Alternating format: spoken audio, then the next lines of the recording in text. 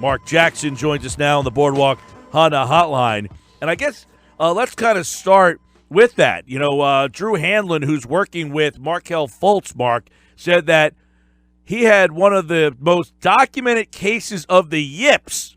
Hearing that, do you feel confident that they can work through his shot problems? I think they can. You know, the yips is mental. It's a mental thing. You just got to build through the mental, get through that. I think they can. I think Markelle Fultz came in, played his last 13 years, I'll say 16, 17 years of basketball, and built himself to be one of the top prospects in the country, proved himself in college. He just got to get over the yips, as you call it. Yeah, I mean, I don't know. I know we see it in baseball with guys like Mackie Sasser couldn't throw the ball Chuck back, Knobloch, you know, from the catching position to the pitcher. We had Chuck Knobloch couldn't throw from second to first. But I don't know if you ever been around a guy in basketball that just completely forgot how to shoot. Yeah, you know, well, no, he didn't just forget how to shoot. It started with an injury. And every time you go back to that mode, that fine motor of moving your arm in or your shoulder in that way that gave you pain, you get the hip. That's two different things. Markelle Fultz got this so-called hip because he was injured, and that motion brought him extreme pain. So when he tries to do that motion again, it brings back memories, and he's not too comfortable with it. So that's not just a guy who loses something. He was severely injured. Okay, Mark, the NBA draft, the Sixers have the 10th pick on the board. It's Mikal Bridges, Michael Porter. One, were you surprised they went with Bridges in that spot? I really like a knock. The Knicks stole them. They hijacked us. Yep. So we went. They wanted the safe pick, and I was like, okay, they want the safe pick. I would have loved to take a crap shot on Porter. I mean, I would have. You know, this is a team that has been there, done that with injury-prone players. We could afford to take him, have him sit for a year, or maybe not. You know, I thought they did differently. But when they got him and they traded him away, I was very disappointed. I was very disappointed for his mother because that picture was perfect. His mother was so excited. He was talking to the press conference, I'm happy to be home. We play in Philly. And the whole time he's doing this press conference, me, Amy, and Mark Zumoff are looking at our phones, looking at he's been traded.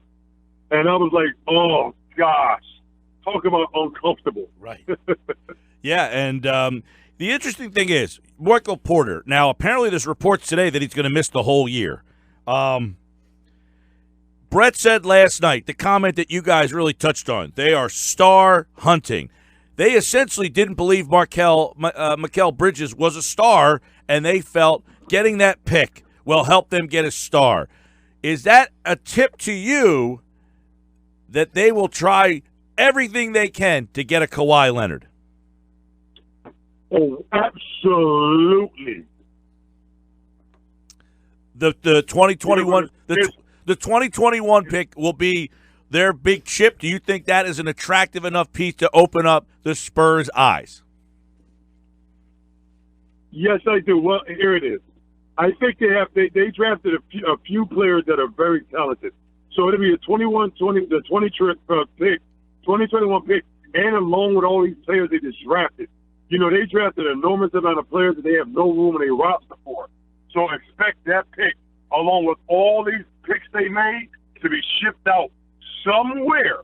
They might not end up on a team that the superstar is coming from, but they will at least offer to any and everyone to acquire Kawhi Leonard, LeBron James, or Paul George. Yeah, Mark, last night when Brett Brown says whether we have to go mobile and, as an example, go to Los Angeles, he's dropping Los Angeles for a reason. You know, LeBron has a home there. Paul George has a home there. I mean, there's hints if you read through the tea leaves, right? Oh, yeah, you got to say that. You know, but let's just be honest. That man, to be brutally honest like that, I'm happy that he's an interim general manager or maybe permanent, who knows. But I'm excited that himself was the general manager at that time, because most general managers wouldn't have been that honest. They wouldn't have came full transparency with us. So I'm happy it was Brett Brown that got that job at that time to give us that information. So now we're all just foaming. Like, all right, who are we going to go? We're going to swing for the fences. That's for sure. Now, that he was refreshingly honest last night, and that was going to be my follow-up question. What grade would you give interim GM Brett Brown? We know how he's done as a coach, but what did you think of him with the GM hat on last night? Maybe learned some lessons and took a little something out of the Hinkie playbook, huh? Yes, he did. The Hinkie and the Danny Ainge playbook, acquiring assets, baby. You know, they went all out. And like I said, they swinging for the fences. So the whole time I'm thinking, while watching the draft, after the draft unfolded, two things that I was thinking about. First, when he came out in the beginning of the second round to talk to the media, while the Sixers still had other picks, to me, I was scratching my head like, that's strange. That's not normal. That's not normal for the so-called general manager and the coach to come out and talk to the media before the draft is complete. You know, that was the first thing that caught my mind. Was like, all right, okay, now let's maybe stay in the back a little bit. Let's not come on out and show all our cards yet. Let's see what's to happen, and maybe some deals to be done in the second half of the draft. But that was the first thing. And two, I was thinking now when people judge this draft, when they give him a grade, if the Sixers do not land a free agent this summer, I don't think Brett Brown should get passing grade on his draft. But if he does land one of those 3 free agents, he would get an A+. But I think that curve on that grade is going to be extreme. Because if he gets one of the 3, it goes to an A+. If he gets none, it could possibly go down to a D. Yeah, that seemed to be the narrative from a lot of people last night, that they weren't happy with the trade for Zaire Smith. But then after they put the dots together and connected them and said, but if it ends up bringing in a guy like Kawhi Leonard, then they're okay with it. But are you okay, Mark, if it's only Kawhi Leonard for a year? Or do you think there's a way that once they get him here, they could convince Kawhi Leonard to maybe stay? I'll look at Kawhi like this. So let's be honest. Let's talk. So Kawhi Leonard said he wants to go to Los Angeles, correct? The Lakers. Mm-hmm. That's what we hear. Well, he said Los Angeles. Yeah. Exactly. So I'm big on this. You get him here for 1 year. He's not happy. You try everything. You offer him the cheesesteak. You offer him the Rocky statue. He can put a statue next to the Rocky statue. You offer him everything, and he's still not happy. You say, okay, in that case, where would you like to go? You want to go to Los Angeles?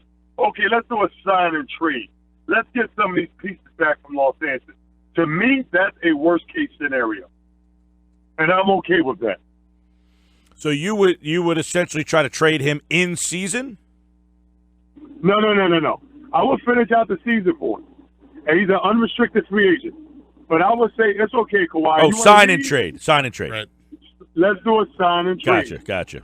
I've tried everything. I'll offer you every cheesesteak from every well-known cheesesteak place in Philadelphia. You're still not happy. We went to the finals. We beat Boston. You're still not happy. You want to go to Los Angeles? Okay, bye. All right, but we're not going to lose you for nothing. Allow us to do a sign and trade so we can get some of those assets from the Lakers, if that's what you really want. Marc Jackson's with us here, former Sixer and now Sixers analyst on NBC Philadelphia. What did you think of Zaire Smith? When I think of him, I think of an athlete, a project, someone that has to be molded, but it brings flashbacks to Timothy Luau, Furkan. You know, they still got players on their bench that they're not finished molding. Right. So it's just another project. This guy is 3-4 years down the line. He's not for now. They drafted no one last night that can help him now, in my opinion. Right. So the player for player swap, Smith for Bridges, they lost that end of it seems like for the now, but that trade was essentially not inconsequential to this season. Yes, agreed. Right. They saying made that trade just to get 2 assets. Right. They're saying Smith and the pick. It seems to me in Brett Brown's mind, pick number 10, Mikal Bridges or whoever it was not going to be enough to get them to where they really want to be. I agree. I don't think there's no franchise chasing players past maybe the 5th pick, maybe the 6th pick this year. You know, so if you can use those 2 first-round picks to come out with 3, I'm okay with that. And I think the Sixers have. Now, that 2021 proposition that the high school players might be allowed and that's something that they were thinking of, do you think that makes that pick unprotected extremely more valuable than, a random pick in the next 2 drafts? Absolutely. Because high school players will be allowed to come out then, and then it gives you more room to wiggle. That's going to be a very good pick. Couple quickies with Marc Jackson here. So we know that the 16th pick makes less money than the 10th pick. Mm-hmm. That extra $1.5 million gives them a little bit more wiggle room on a guy like LeBron James. Was that considered in making this deal? I truly believe the Sixers brass went into that war room with all scenarios. Yes, they saved money because they traded some down at the slot, and they acquired another pick. All those scenarios was put into play. So, yes, that helps. They mentioned last night during the draft, J.J. Redick's money comes off the book, and they use that. Other players. And I really believe J.J. for a lot less than what they signed for last year. So even if they do get another max player, I truly believe that J.J. really wants to be in Philadelphia. I really think they wouldn't lose him. I think they can get him back more of a reasonable price because they're also going to probably come off a Roko's number in order to make more room. All right, Marc Jackson is the Sixers. Really an interesting night last night. They get Zaire Smith, Landry Shamet, who was joined us earlier in the show, a guy who could shoot the 3 a little bit. We'll see where he falls with the Summer League. And, of course, Marc Jackson, like all guests, appeared via the Boardwalk on the hotline. Thank you, Mark. Appreciate you guys. It's fun.